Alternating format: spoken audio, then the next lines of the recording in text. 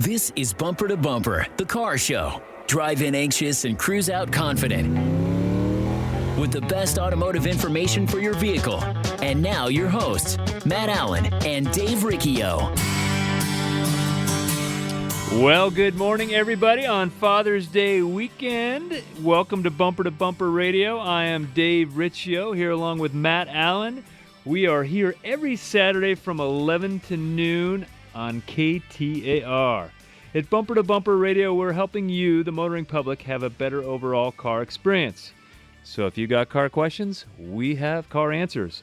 We encourage you to give us a call at 602-277-5827, 602-277-KTAR. You can also text us at 411-923. Today on the Bumper to Bumper Roadmap, fact or fiction, open phones, and it's that time of year, Matt.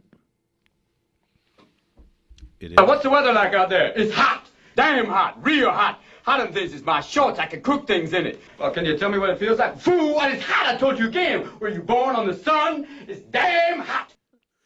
You know, I think it's funny that people are like, people don't want to go outside, right? Because it's so hot. Man, if you don't like it outside, I guarantee your car does not like it outside. My friend always goes up to Munns Park. He goes, I'm getting out of here. I'm going to Munns Park. I said, but when you go up there, you don't do anything but sit around inside all day anyway. Down here, what's the difference?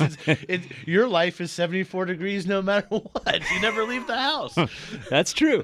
That is true. But it is hot. You know, the thing about it, it's torturing your car. I mean, the modern car is built for the heat. That's why General Motors put that test facility out here years ago. Everybody tests their cars in Arizona. Oh, yeah, because it's ridiculously hot. And, you know, one of the things I'm thinking about, you know, last year my family loaded up. We went to drive to San Diego for our family vacation. My wife had a brand new Grand Cherokee, 3,000 miles on it. The last thing I thought would happen was us breaking down. Well, let me clarify something, Dave. You didn't break down. Granted, you were stuck on the side of the road with a vehicle that didn't start, but you were not broken down. Let's be clear on that. What was it that you were? I was out of gas. Okay. I was out of gas. That's what it was. But, you know, the gas gauge was defective. So the Right. car wasn't proven out. The gas gauge had never been down to that level. So, but the thing is, when your car doesn't run, you can't run the air conditioner while you're sitting on the side of the road. Mm-hmm. So we're sitting on the side of the road, and it's 107, 108 degrees is what it was. And we can't stand out in the sun because we got no shade. So we got to sit in this car with black interior, and we got no airflow. So, I mean, we got the wind, you know, the sunscreen up in the window, that kind of thing, but we are just sweating, you know, our wets off. Right. And so, you know, I got thinking about it. If we would have had a couple of lawn chairs in an umbrella and maybe a cooler full of Favorite beverage, we would have been in good shape. Right. But we didn't. So we were miserably sweating our butts off in this little hot, you know. Yeah. It was like a Dutch oven. So what okay, so what should we have in our car, I guess? I mean, first off, we want to avoid breaking down. And most of the time, you see these poor people on the side of the road. I say poor guy, I mean, just because he's broken down. He's the family man. He's got to get there and open the hood. But I can tell you what, there isn't a darn thing you're fixing under the hood of a car these days, especially when it's 1,000,000 degrees under the hood of the car. Oh, man.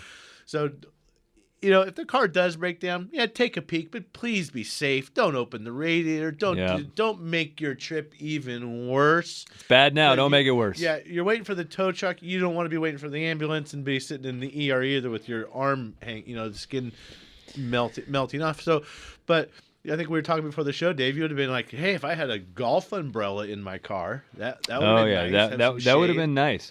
You know, a lawn chair and an umbrella would have been fantastic. You know, and I did mess with the car. I mean, I opened the hood. I'm like, you know, it didn't sound like it's getting any fuel. So I'm in there tapping on relays. You were right. I was right?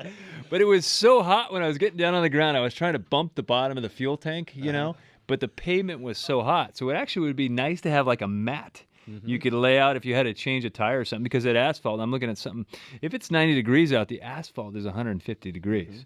So this was 107 degrees. I don't even want to guess what the asphalt was, but you could certainly have cooked an egg right there.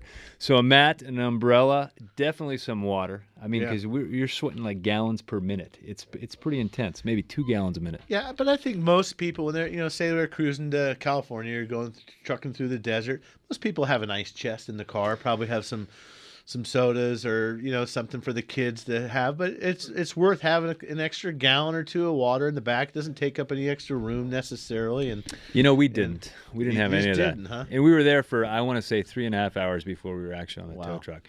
Then the tow truck driver showed up, right? I mean, it's a brand new model 2016 Grand Cherokee, and we go to roll it up, and we can't get the car in neutral because the engine won't start.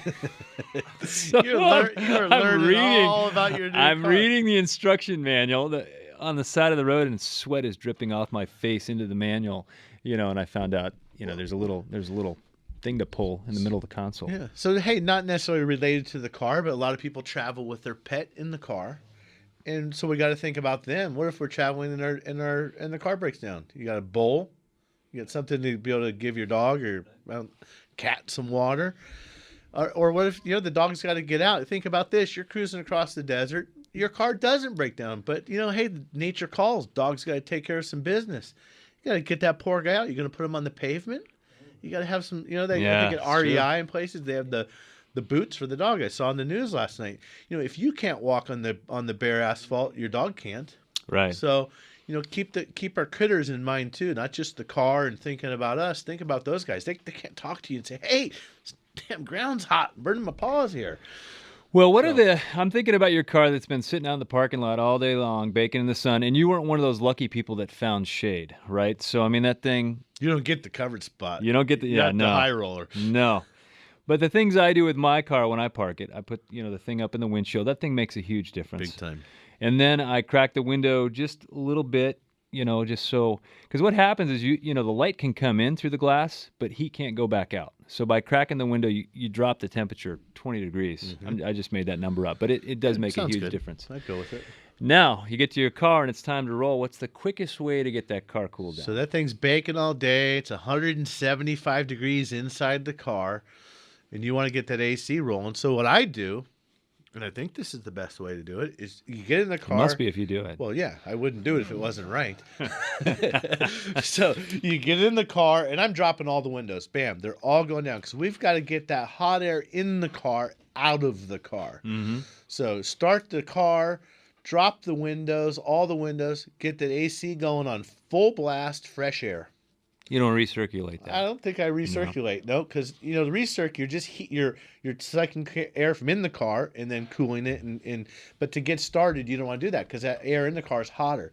So I want to get rolling. I want to get driving, get out of the parking lot probably, depending on where you are. But go 100 yards if you're traveling fast enough to get the air moving. Exchange the air from the car, and then get the windows up, get the thing, keep the air blowing.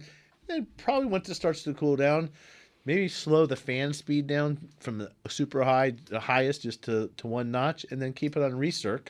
Mm-hmm. And I think that'll cool the car down the fastest. Yeah. The other thing is, too, the short drives. You got to go 10 minutes. If your car's been baking in the sun in 10 minutes, it is not cooling down. Nope. So hopefully you wore some deodorant. The other thing that I think about, Dave, and I do this, the way I park my car. Think about where the sun is going to be when you come back to your car. Just last night I stopped at Costco on the way home, and I'm like, oh no, if I park that way, the sun's coming in the driver's window. So now what's hot? The driver's seat's burning hot, steering wheel's hot. So I said, no, I'm going to turn the other direction. Oh yeah. I put the passenger side to the west side. So it's just a matter of turning right or left into a different parking space. But it was more comfortable for me when I got in the car. So you think about those little things. On occasion, I don't put that screen up in the front window. I put it in the side windows because that's where the sun's coming from.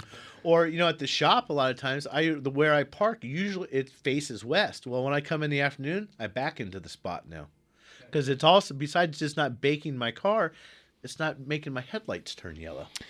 Yeah, that's true too. The other thing is, if there's something on your car that you've been putting off, like a repair. Maybe someone told you, your radiator's starting to leak a little bit. Let's keep an eye on it, that type of thing.